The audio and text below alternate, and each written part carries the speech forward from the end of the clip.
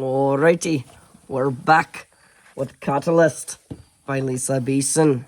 Third book in the Transcendent series. Chapter 5.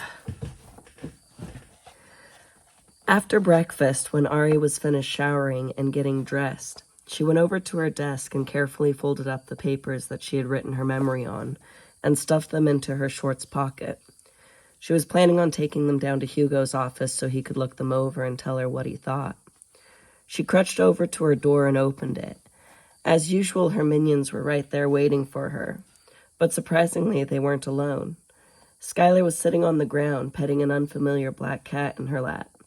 The cat had a chunk of its left ear missing and the rough look of a stray, but its well-fed appearance led Ari to believe that it was being cared for now. The thing that stood out the most to her, though, was the fact that it had 2 energy signatures. One obviously belonged to the cat, but the second one was thin and only seemed to be connected to its head. The energy strand went up diagonally into the ceiling, almost like a tether. Before she could ask any questions, the cat jumped out of Skylar's lap, sauntered down the walkway a bit, and then sat down. It looked Ari right in the eyes and meowed.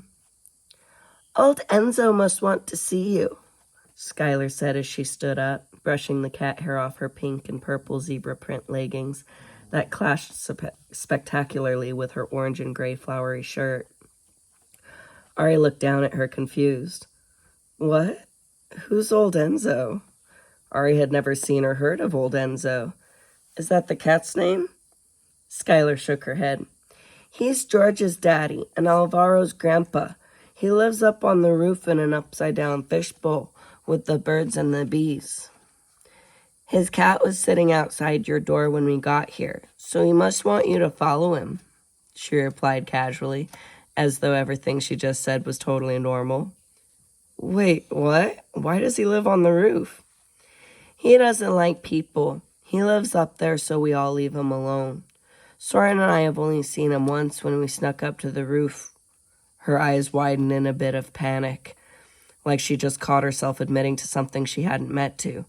"That one time," she tacked on smoothly. "Just that once, no other times," she assured with a firm shake of her head. But Ari could see it was obviously a lie, that she'd have to get to the bottom of later. "Anyway," Skylar continued on, "he's really old and has scary eyes. Right, Soren?" She turned and asked her brother, who nodded vehemently in agreement. "But his cat is nice," she chirped happily. The cat let out another, more emphatic meow, grabbing Ari's attention. "Well, you guys go ahead without me then, so you're not late for class. I guess I have to go follow Cat." "Fine," Skylar said, obviously disappointed in not being included in this adventure. She grabbed Soren's hand, making him trail glumly behind her. Ari gave him a reassuring smile as he glanced back at her over his shoulder. "I'll see you later," she promised before looking back at the cat. Something about the way it was looking at her almost seemed human. Okay, that's just creepy. The cat then nodded its head at her in a very uncat-like manner and started walking down the walkway around the center courtyard. Ari followed the cat, which kept stopping and looking back at her to make sure she was keeping up, to a part of Sion's Keep she'd never been to before. After meandering through some unfamiliar corridors that she wasn't sure if she was even allowed to be going through, the cat sat down in front of what looked like a service elevator. It was large and not made of glass like the others in the building. The cat meowed again, and Ari took that as a cue to push the up button to call the elevator.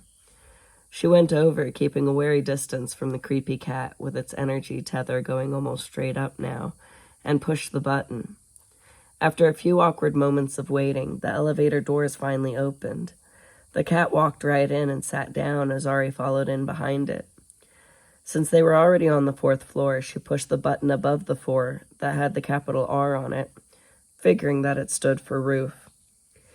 The doors closed and she felt the elevator start to go up. It went up one level and abruptly stopped with a shudder. The doors opened and the bright morning sunlight flooded in, and she saw that she was at the beginning of a glassed-in corridor. The cat confidently strode forward out of the elevator towards the entrance to an enormous geodesic dome comprised of large triangular clear glass panels. Well, I guess that's the upside-down fishbowl.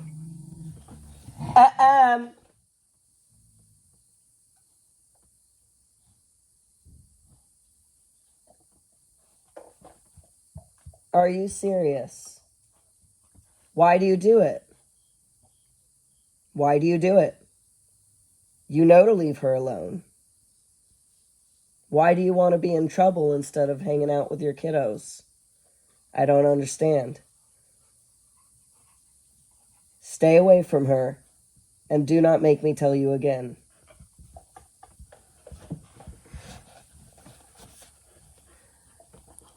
Two of them are very contentious. They have to stay separated. And for some reason, she keeps going over to bother her. Naughty, naughty. Ari came out of the elevator and saw that she was indeed on the roof, high above the surrounding landscape of treetops and shorter buildings in the distance. Looking through the glass to her right, she recognized the tops of large skylights that were above the inner courtyards, and some kind of strange, futuristic satellite-type structures rigged up in between them. She saw rows of solar panels that were facing upwards, up towards the sun, like the sunflowers planted around some beehive boxes, with a whole bunch of worker bees buzzing busily around them. There were other large pots of flowers around the boxes for the bees to sample from as well, but she noticed a couple bees and some random birds flying in and out of some open triangular panels on the top of the dome. So that's what Skylar meant when she said he lived with the birds and the bees. The cat must have triggered something on its progression through the corridor, because the doors to the dome hissed open on their own, and it went right in. Trying to keep up, Ari quickly hobbled forward through the doors into one of the most oddly fantastic places she had ever seen. Ari felt as though she had just walked into a giant terrarium, and she was reminded of the one her family had sitting on a pedestal in their sunroom back in Georgia. Back before Ari had become a part of the Riley family, when Lydia was young and still healthy, their mom had brought home an old antique terrarium she'd found at a store in town. They had it filled with dirt, rocks, moss, and succulent plants, creating a quaint little landscape.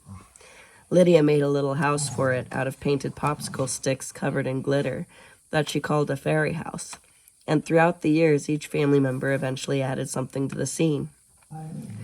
Mom added a gnome figurine standing in front of the house, and Dad added a little pond and made the gnome a fishing pole. Jack added a couple beautifully painted rocks that looked like sleeping woodland creatures. Sadie added a tiny ballerina cake topper, and Hector added a toy tiger, making it look like it was trying to eat the ballerina. And Ari added a brass U.S. Eagle pin that she'd found in the gutter outside of school one day. She'd polished it up before placing it gently on top of Lydia's fairy house so it could watch over everything. The place that she was in right now was no less bizarre. Ari was surrounded by fully grown birch trees, which were pruned to fit perfectly inside the dome, a scattering of ferns and various flowering plants that encircled a grassy knoll in the center. The dappled light of the sun pouring down through the trees illuminated an elaborately configured koi pond with little tiered waterfalls made from slate rocks. By the pond was a brick fire pit that had a barbecue grate on top and an old-fashioned roasting spit with a cast iron pot hanging from it. Beyond that, on top of the knoll, was what she could only figure was an old circus train car, with the words, "The Amazing Enzo, Animal Tamer Extraordinaire," painted on the side. Underneath that was an old faded painting of a young man commanding a menagerie of animals, sitting around a pair of fearsome-looking lions, sitting atop colorful pedestals. The train car was made up to look like a gypsy caravan, with a bunch of additions made from repurposed materials all piecemealed together to make a modest, yet very peculiar two-story house. On the front steps, covered by a colorful awning, sat a strange, barrel-chested man in a trance-like state with his eyes rolled back and only the whites showing, whom she assumed was old Enzo. Okay, that's even creepier. As Ari followed the black cat towards the peculiar house, Ari noticed that the energy signature tethered to its head was coming from Enzo, and it clicked. Somehow he's latching his consciousness to the cat and is looking through its eyes. Is his consciousness controlling the cat? Then she wondered, if her radiant energy wasn't being hidden by one of the runes on her scalp, would that be what it looked like when she latched onto someone's energy to track them or connect to them telepathically? Could I look through someone else's eyes and control them like that? Ari shuddered at the thought. That line of thinking was dangerously close to the evil monster potential that she was trying so hard to steer clear of. She brought her attention back to the strange old man. Besides the creepy white eyes, Enzo looked like an older version of George. A much older version. They had the same swarthy complexion, hooded eyes, and black curly hair. Though this man's face reminded her of a wrinkled-up brown paper bag, and his hair was shot through with shocks of gray and white. The guy had to be at least in his 80s. She figured that he must have fathered George late in life, because the botanist was still only in his late 30s. Alvaro must have gotten his hazel eyes and lighter hair color from his mother's side. Old Enzo looked like he got his outfit out of a vaudevillian costume chest. He wore a velvet corsair-style jacket, which appeared to have once been bright red, but was now more of a mottled maroon, over a white tank top. He also had on a pair of oversized black trousers held up above his waist by striped suspenders. Around his neck was what looked like an African tribal necklace adorned with lion claws, and he had a pair of well-worn beaded leather moccasins on his feet. As the cat came up to the old man on the steps, the tether released its hold and retreated back into Enzo's bright, radiant energy. Ari had expected the cat to run off as soon as Enzo released it from its hold, but instead it shook its head, arched its back with a stretch, and rubbed up against him in greeting. Enzo took in a deep breath and blinked repeatedly, and she saw his heterochromic eyes, one dark brown and one a golden honey color, looked blearily over at her. Enzo cleared his throat and searched the numerous pockets inside of his jacket for something. His hand came out with a pair of wire-rimmed glasses, and then he went back in for a handkerchief, which he used to wipe the glasses before he put them on. "Ah," he said, looking at her through clean lenses. "Just as I thought. Very beautiful," he said in a genial, grandfatherly way. His voice had a hint of an Eastern European accent she couldn't quite place. "I had to see for myself," he continued. "Insects and animals hear and see things differently than we do. Huh, Nero?" he asked the cat as he affectionately scratched under its chin. Nero purred loudly in response. "Beautiful?" Ari thought skeptically. "I'm sorry, sir, but you might want to get the prescription of those glasses checked," she said with a wry smirk as she motioned to the scars marring her face and body. "Bah," he said with a dismissive wave of his hand. "That's nothing. Believe me, I've seen much worse." He pushed up his jacket sleeve to show her the tattoo on his left forearm. She froze when she saw the letter Z, followed by 5 numbers, the lines so blown out by age or poor application to make them almost indecipherable. She knew what that tattoo meant. Enzo had survived the Holocaust. She knew that the Z stood for Zigner, which was the German word for gypsy. She also knew that the only place they gave their prisoners' identification tattoos was Auschwitz. That's where Joseph Mengele and his infamous gypsy camps, where they performed inhumane medical experiments on the Romani people. The ones that didn't die from the experiments died in the gas chambers. So not only did Enzo survive the Holocaust, So not only did Enzo survive the Holocaust, he survived Mengele's experiments. No wonder he doesn't like people. He's seen humanity at its absolute worst. Enzo nodded at the look of horror on Ari's face. "You are a very smart child," he said as he pulled his sleeve back down, satisfied that she understood what he'd been telling her. "Most would have no idea what that meant." "But how did you survive?" she asked, appalled. A shadow passed behind his eyes before he answered. "The 10-year-old Roma boy who was sent to Auschwitz-Birkenau did not. He died with his family," he said distantly. "Enzo Bruni survived because he refused to let them win." He looked at her for a second, deciding whether or not to go on. But something he saw in her must have tipped the scales, because he continued. "At first, I only used my gift as a way to escape the misery of the camp for a blessed minute or so, flying free, high above the camp, through the eyes of a passing swallow or thrush.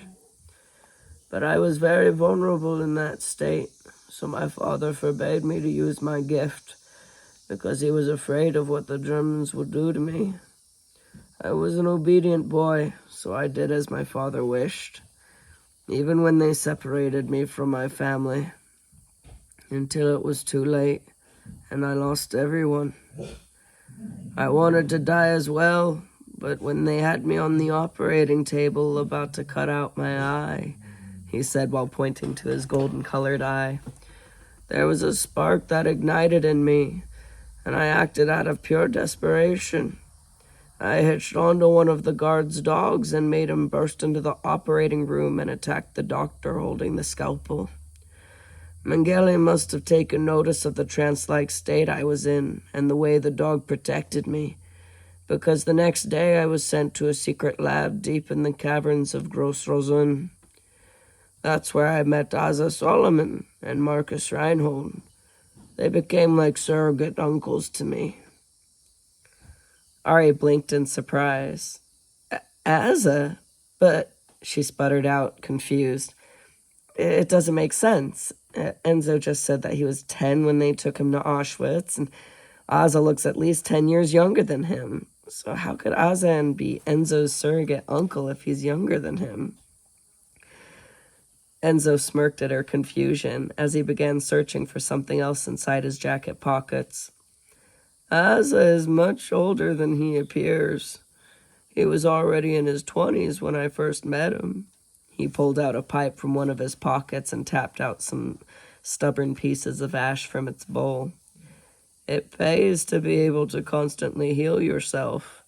He could outlive us all if he chose to," he said as he creakily stood up and began walking towards a couple chairs situated around the fire pit. "Please sit," he said, motioning to the rusty metal chairs with old flower-patterned vinyl cushions on them. Ari went over to a chair and sat down as Enzo lowered himself into the other. Her mind was blown. "So that means he's in his 90s? She asked incredulously. He didn't look past 70. 98, I believe," Enzo, not Envo. Enzo. Yeesh. 98, I believe," Enzo said after thinking it over. Reaching into his jacket once more, he pulled out a small paper packet with some clumps of dried herbs in it. He carefully picked one and put a bit into the chamber. He then placed the pipe in his mouth and brought out a matchbook from his trouser pocket. He struck a match and held it to the chamber, puffing the embers to life. Once it was lit to his satisfaction, he threw the match into the fire pit, took in a deep puff, and let the smoke leak out of his mouth like a dragon. Ari couldn't believe it. "Asa is 98? She thought, dumbfounded. But then the pungent, skunky smell coming from Enzo's pipe assaulted her nostrils. She recognized that smell. The old man definitely wasn't smoking tobacco. She had learned what marijuana smelled like when her family had gone to an outdoor music and arts festival. She had been riding on her dad's shoulders when she had first smelt it in the crowd and asked him what it was, which then led to a lengthy family discussion on the effects and consequences of recreational drugs when they had gotten home. "Is that medicinal?" she asked, waving the smoke away from her face. Enzo chuckled. "If you consider old age a malady, then yes, it is medicinal. It's my own special blend. George is a good boy and grows what I need in his greenhouse.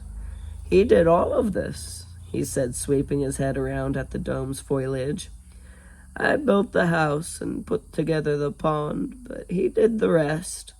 He can make anything grow anywhere, and could even as a little boy.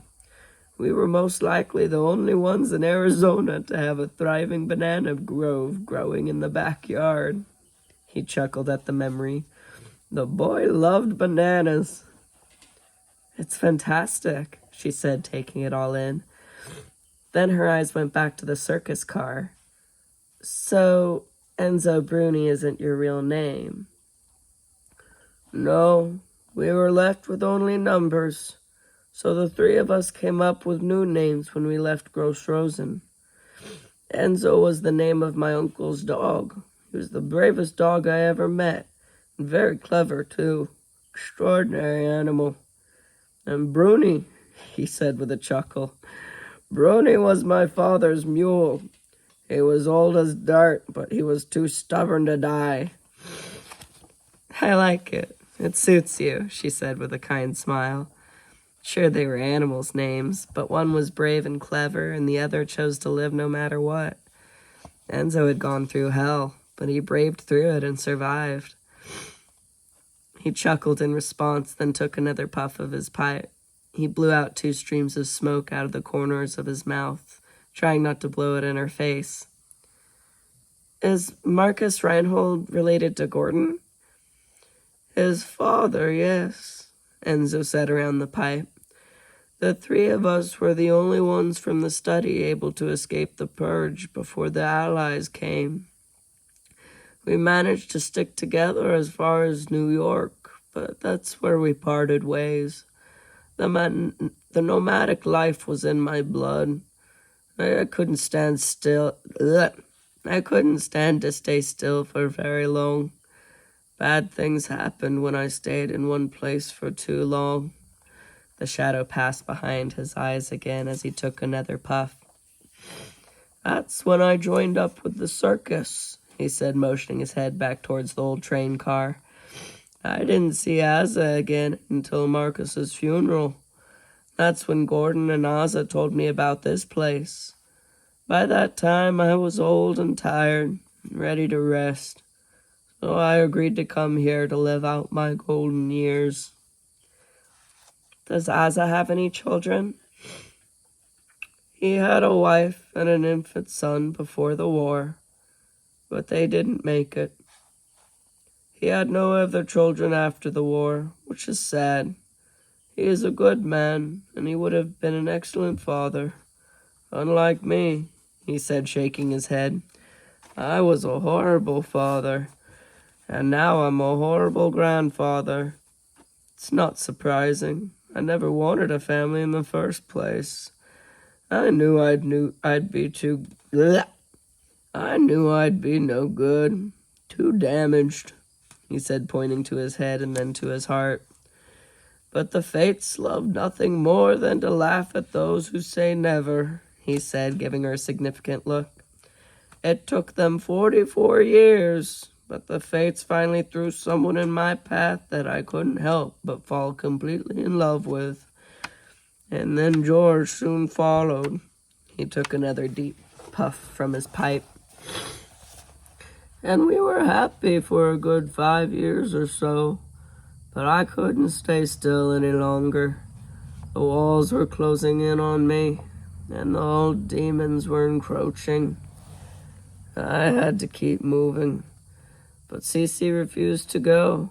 She had built a life in Bisbee, and George had already started school and had friends. I couldn't deny them that good, stable life, but I couldn't stay either. So I left.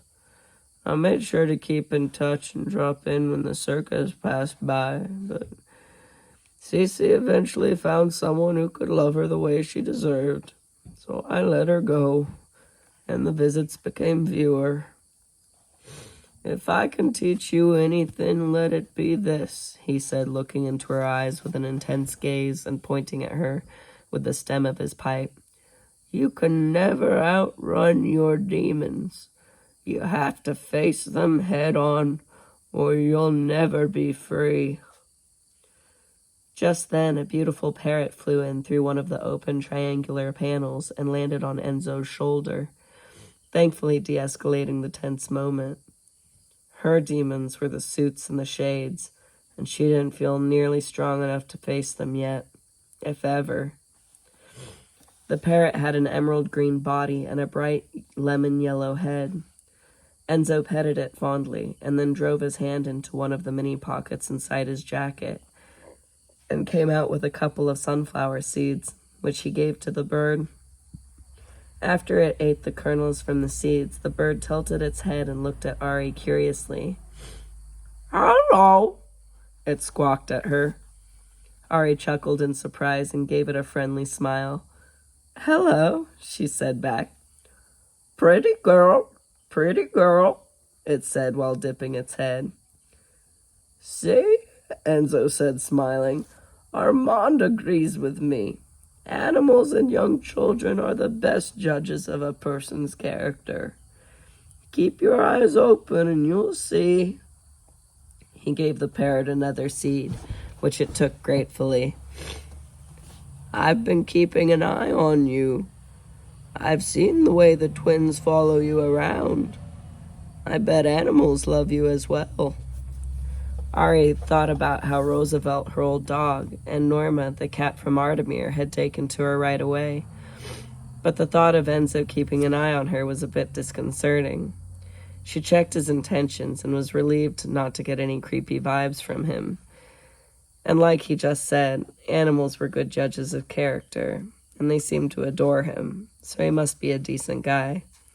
The more she thought about it, she realized that with his ability, he could literally be a fly on the wall, listening in on everything happening in Scion's Keep.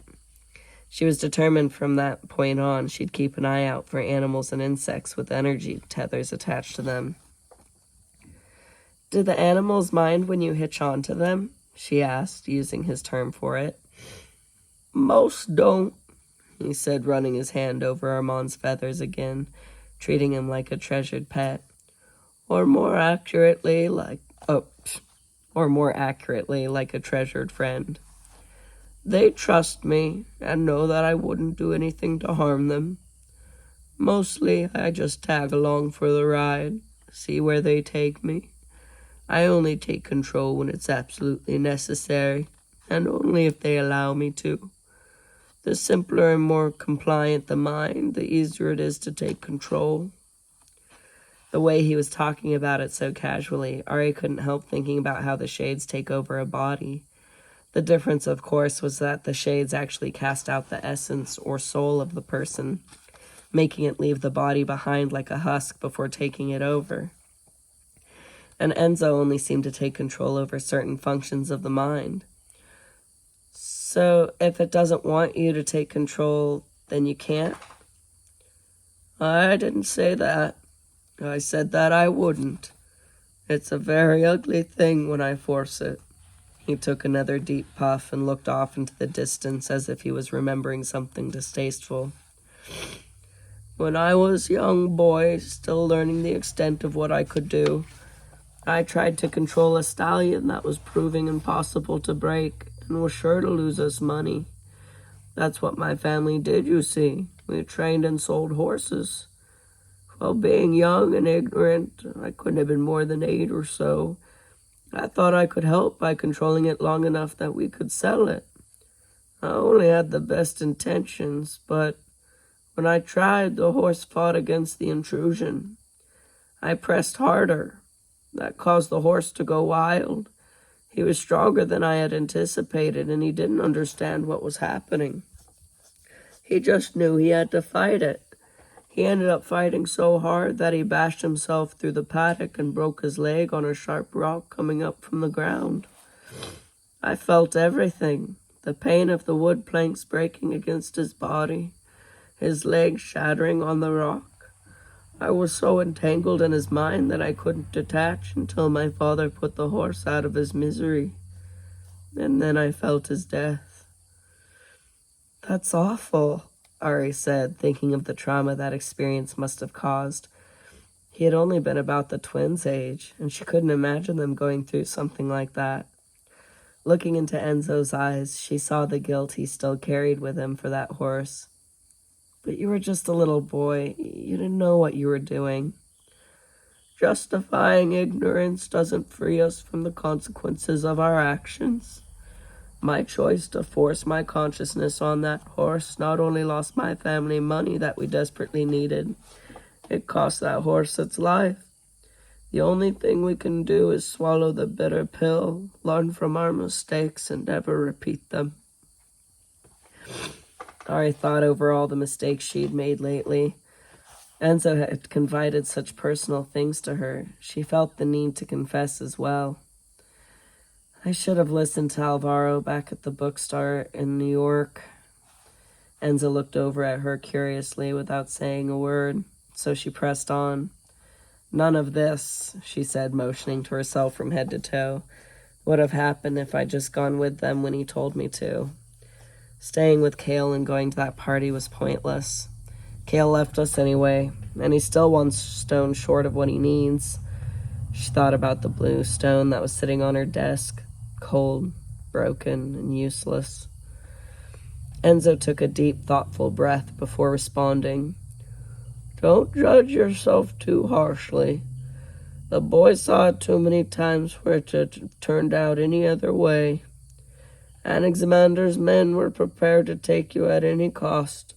Given the chance again, would you have chosen not to save your friends? No, she said without hesitation. Enzo nodded knowingly. Alvaro knew that going in, but he wanted to try to save you that fate anyway. He took what happened to you very hard. He feels like he failed you. What? He didn't fail me. Have you told him so? Enzo asked with an arch of his brow.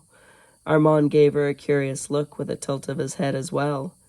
I've tried, she said, but he keeps avoiding me. Every time he sees me, he practically runs away screaming in the opposite direction. It's actually starting to give me a complex. Don't take it personally. When he sees you, he sees his failure to save you, I imagine, he said thoughtfully. Maybe when he sees you, he sees his failure to save his mother. His mother? She asked, confused. What happened to his mother? A car accident, Enzo said sadly. He saw that it would happen, but no one takes the rantings of a hysterical 5-year-old very seriously, especially when dropping them off at school for the first time. That's horrible. Poor Alvaro. 'Tis the prophet's plight, able to receive messages from the gods, but will anyone heed them? If I'd been around, maybe. He shook his head remorsefully. But that was before George and I had reconciled our relationship. They came to live here after the funeral. I've tried my best to counsel the boy about how to deal with his gift, but my people's skills are highly inadequate. See, Alvaro inherited the sight from my grandmother. She was a very powerful seer. She even tried to warn us about the war before she died. Told us to go to America before it was too late. But she didn't tell us what we were supposed to be running from. And we didn't have enough money for the passage. So he gave a fatalistic shrug of his shoulders. And Armand flapped his wings at the disturbance and then resettled. Hugo has done well counseling the boy and helping him make sense of what he sees. This place has been good for him. I'll try harder to speak with him, she promised. Enzo gave her a warm smile. Good girl. Armand started dipping his head again, saying, Good girl, good girl. Thank you, Armand, she said with a chuckle. You're a good bird. Good bird, he squawked. Enzo told her to lift her right forearm, and when she did, Armand flew over and landed on it. Whoa! He was heavier than she had thought, but he was careful not to hurt her with his talons. Whoa! Armand echoed. Ari gently stroked his soft feathers as Enzo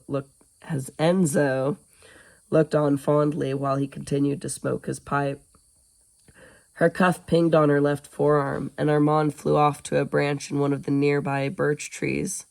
Sorry, Armand, she apologized before looking down at the text from Cam, which read, You are late for lunch. NNK made pizza. Better get here before your minions eat it all. Crap, it's already lunchtime.